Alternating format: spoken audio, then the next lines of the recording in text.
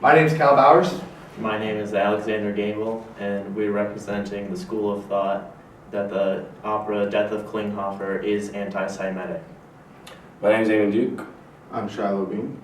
And we'll be representing the school of thought that the Death of Klinghoffer is not anti-Semitic. The opera Death of Klinghoffer is an artistically licensed slander against the Israeli people, while also humanizing and desensitizing the horrific acts committed by Palestinian terrorists towards the Israelis. There are several examples in the opera that shine an empathetic light on the Palestinian terrorists while also portraying the Israelis as villains. Myron Kaplan says, Goodman's biased libretto condemns Jews and Israelis as a group, while the Arab hijackers, when condemned, are characterized as violent or revengeful individuals without regard to their ethnic or religious group. It is for these reasons that the opera is extremely anti-Semitic and should not be allowed to run in any opera houses in the United States. Adams' portrayal of the hijacking of the Achille Lauro shows an impartial, historically accurate view of the incident. The opera shows the very rarely covered Palestinian side of the conflict, which should not be considered anti-Semitic. The Palestinian people are a people, and they have had troubles in this conflict as well. And saying that portraying their strife as offensive is anti-Palestinian.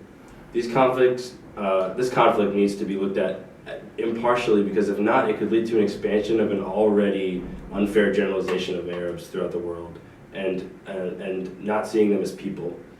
Historically, both sides have committed acts of violence, and to say that Israel's acts are okay to justify and humanize, and that of the Arabs is not, is racist.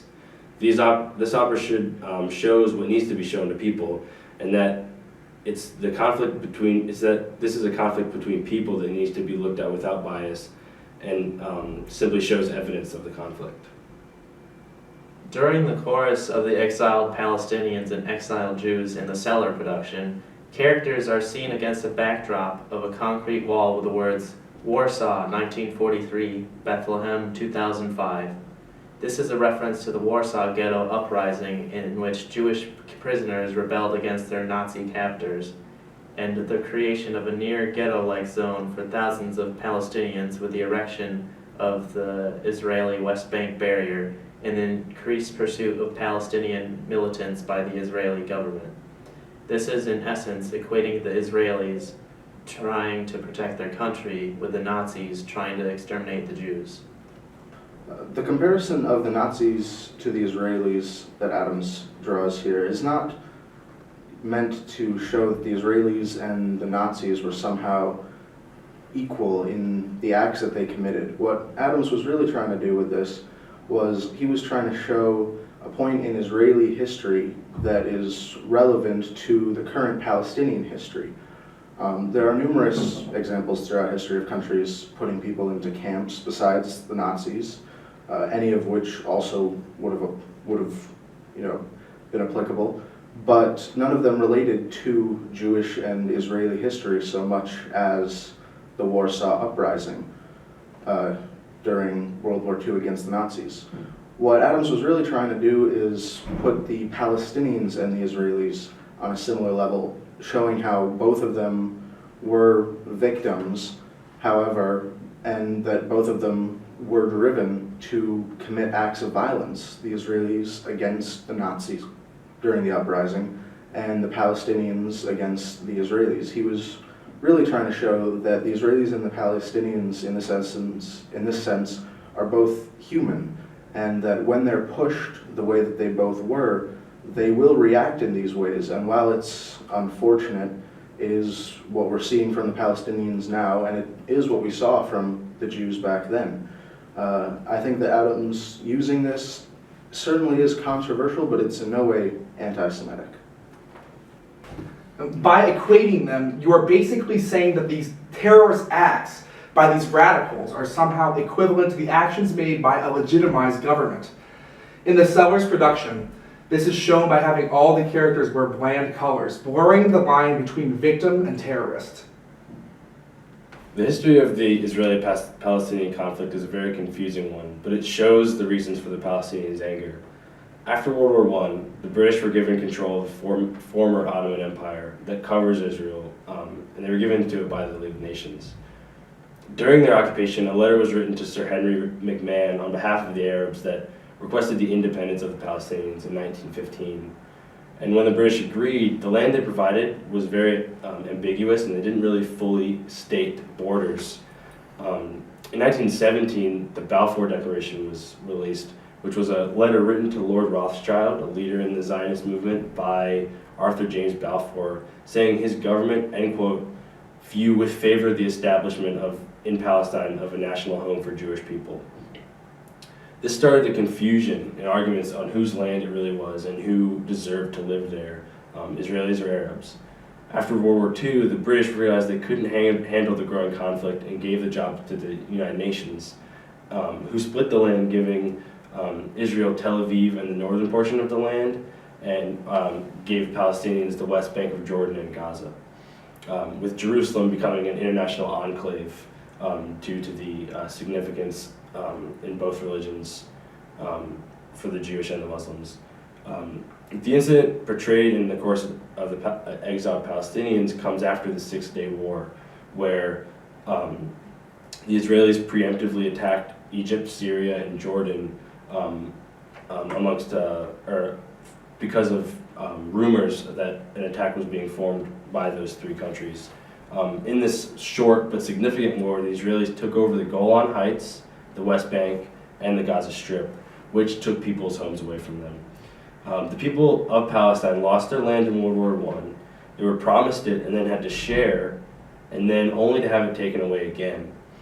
This history shows that the Palestinians are in fact people who have been through pain and have had struggles, and it's necessary to explain this content because it shows context behind their violent acts. We understand that the Palestinians may have been victimized in the past, but their terrorist actions after the fact are unjustifiable. In the first and second Intifada, there was an extreme damage done to the Israelis by the Palestinians.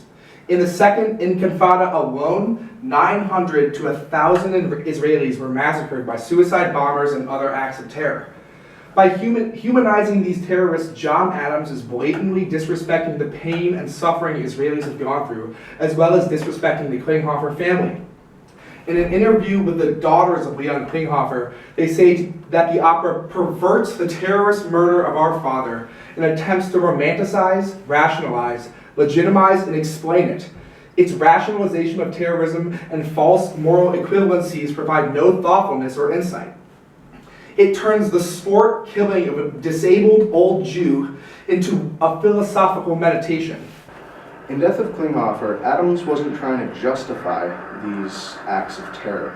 He was simply trying to show how they can come to be. Adams recognized that these startling acts of terror that were committed by the Palestinians and by many other ideological terrorists around the world are extreme acts that come from almost an entire lifetime of just mitigating circumstances, all of which lead one person, a normal person, to commit these insanely violent acts.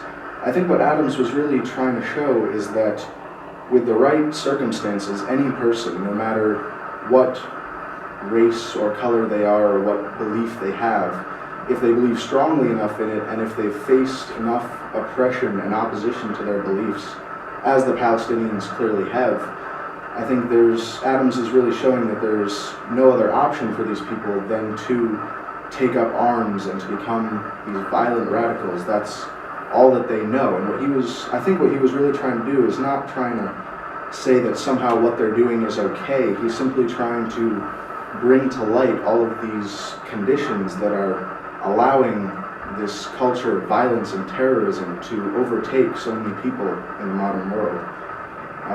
It really isn't anti-Semitic. He wasn't trying to write off the suffering and the pain that the Palestinians have caused on the Israeli people with the intifadas and other terrorist acts like the hijacking of the cruise ship and the killing of Leon Klinghoffer. I think what he was really just trying to do is show the other side. He was trying to show how these things could happen. He wasn't trying to say that they're okay. He was simply pointing out that they do happen, and that the only thing we can really do is dissect them and see what is going wrong in the society of these peoples that is causing them to do these incredibly heinous things. That's really all I think Adams was trying to do. I don't think he was trying to justify them in any way. Regardless of whether or not it is artistically palatable, terrorism should never be justified. The daughters of Leon Klinghoffer said, "Terrorism is irrational. It should never be explained away or justified, nor should the death of innocent civilians be misunderstood as an acceptable means for drawing attention to this perceived political grievances." Unfortunately, the death of Klinghoffer does all this and sullies the memory of our father in the process. By even daring to create a work around the idea of terrorism, but then to also justify it.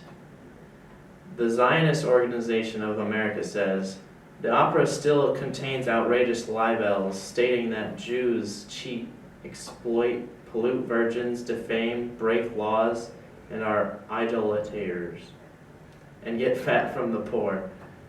By contrast, terrorists who murdered a disabled elderly American Jew sing, we are soldiers fighting a war. We are not criminals. We are not vandals. We are men of ideals."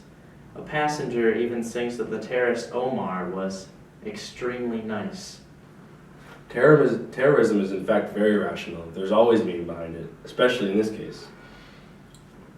The PLF and PLO are governmental factions, but they're not recognized by most of the world.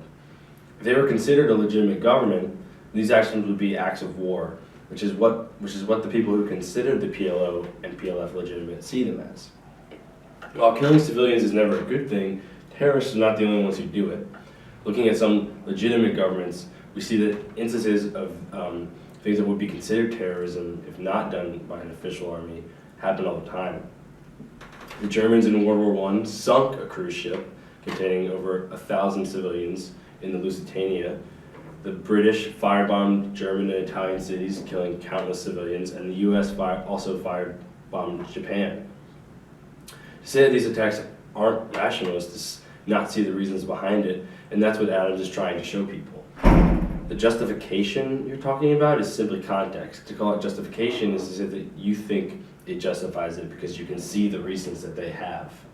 In no way is Adams trying to say terrorism is okay or that the killing should be written off because it has reason, though, because clearly the terrorists are represented as such, terrorists. While watching the opera, you can clearly see that the terrorists are antagonists. These attacks need to be looked in a way that is unbiased because you can see why they're being done. The original plan for the terrorists was to dock into Israel and gain interest for the PLF. The hijacking came from a mistake, and the rest of it was to make a statement. The killing of Leon Klinghoffer is not meant to be justified, but to be shown correctly and impartially as a terrorist act of war. Anything else that is taken from it is interpretation of historical facts. Portraying the terrorist as anti-Semitic is most likely correct, just as portraying an Israeli soldier as anti-Palestinian in most cases would be accurate. Even though the terrorists act as any terrorist would, and their intentions were not to kill anyone on the ship, there is still an overwhelming amount of anti-Semitism sprinkled in the plot. The first and most blatant of which is the opera title itself. The title Death of Klinghoffer shows that the work morally avoids the implication of Leon Klinghoffer's death. It misrepresents the opera's plot to make the audience believe that Leon Klinghoffer was not murdered in cold blood, but died for the cause of the Palestinian terrorists. Myron Kaplan, in his article, said, instead of properly characterizing the Palestinian hijackers of their cruise ship as permanent prisoners of their own rage, originating from cultural indoctrination, Adams and Goodman impart idealism to them.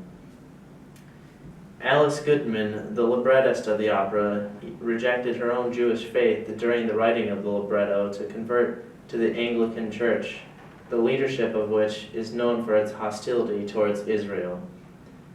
This opera obviously has a negative connotation toward the Jewish faith, to to the extent that its creator denounced the entire religion before its completion. We can argue about details and who did what, but what it comes down to is what is written in the libretto. And within it, there is vast content that preaches anti-Semitism against the Israelis and sympathy for the Palestinian terrorists. Rudy Giuliani, while protesting against the death of Klinghoffer, said, "As a story attempting to recount an appalling terrorist murder of a man who was killed because he was Jewish, it is factually inaccurate and extraordinarily damaging piece. This opera contributed to a romanticized version of the Palestinian cause and a romanticized version of terrorism.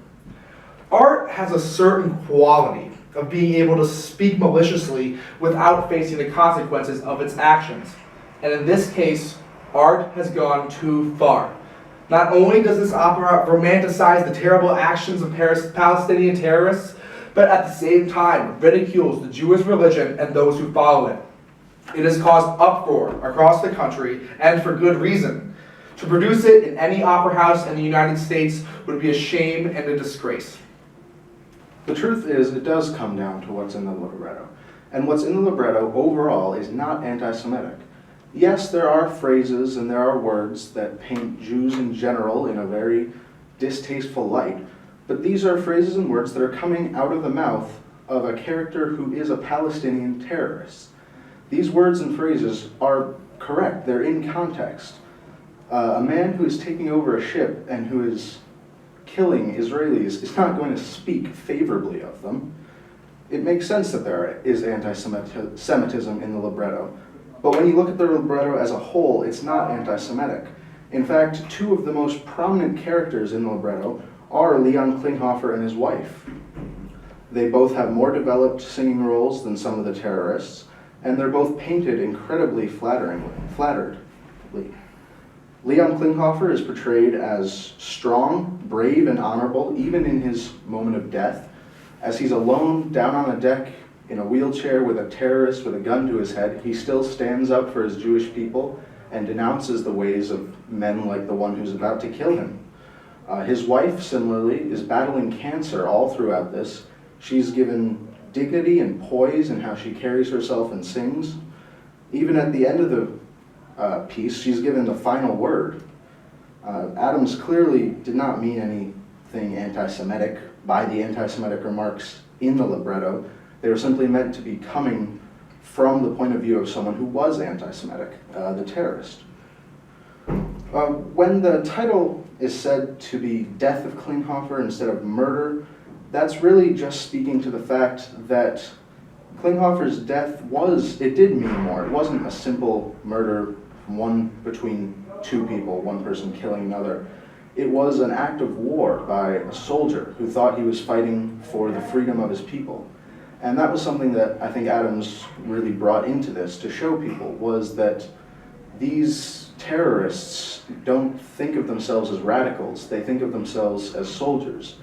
And it's this mindset of us, thinking that they're terrorists and not legitimizing their causes that forces them to be so radical and to believe that they need to perform these acts to get their ideas and opinions out there. And I think part of why Death of Klinghoffer is so important is because Adams took this and he ran with it. He took the idea that terrorists are people too, and that they're just fighting their own wars just like any other soldier. And he just took it to a whole new level. He really humanized the terrorists. And while some see that as somehow romanticizing the violence, it really wasn't that at all. He was simply trying to show that these people, like any other people, were just pushed too far, essentially. And the fact that simply telling the other side of this story is interpreted as anti-Semitic is part of the reason why this opera is so important. Klinghoffer really Adams really wasn't being anti-Semitic. He was just trying to tell the other side of the story. But the fact that people see the Palestinian side and assume that it's anti-Israeli is why this piece is really so important. It's pro-humanist, and it really depicts both of them in essentially in equal light, which they really are. Israelis and Palestinians are both people, but we in the Western world and people in other parts of the world don't view them like that. But Adams did, and I think that's really why this opera was so important and why we really can't say that it's anti-Semitic.